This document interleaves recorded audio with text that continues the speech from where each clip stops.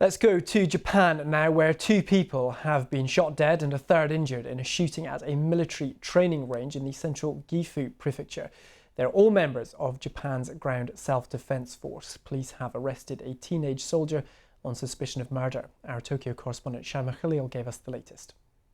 Well, we've been hearing from the Chief of Staff of the Ground Self-Defense Forces, who's confirmed that an 18-year-old trainee, military trainee, has been arrested after he fired a rifle at 3 soldiers, 1 man in his 50s and 2 others in their 20s. We also understand now that the shooting happened during a fire training, a live fire training at that military shooting range.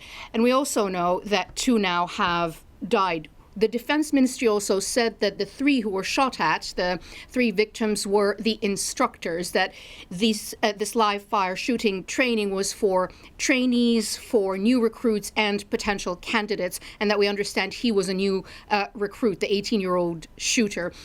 He's now been arrested on suspicion of murder. He allegedly shot that rifle during the training. What we do not know is the motive behind this and the chronology. I've been watching local media, including NHK, with experts explaining how tightly secured and tightly controlled this environment is, and these areas are, these shooting ranges are, especially for the recruits. They say each one has their own lane. They're told to fire at a certain target.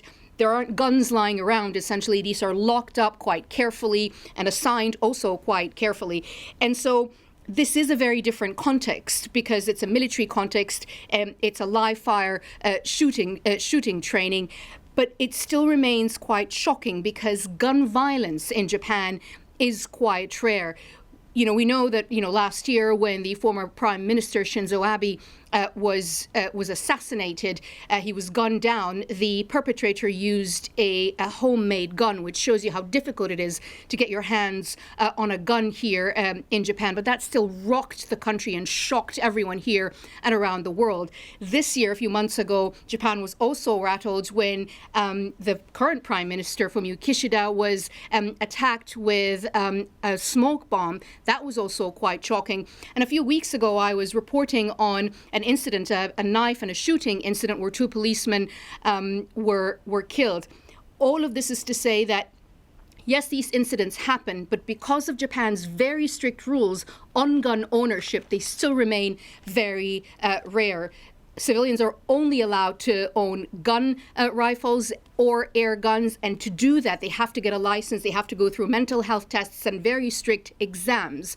And it's very, very rare for this to happen in Japan. So despite the small numbers, it becomes quite shocking for people, especially in this context. But I'll give you a bit of an example, a stat. In 2014, for example, there were 6 gun deaths in Japan. Compare that to the United States, more than 33,000.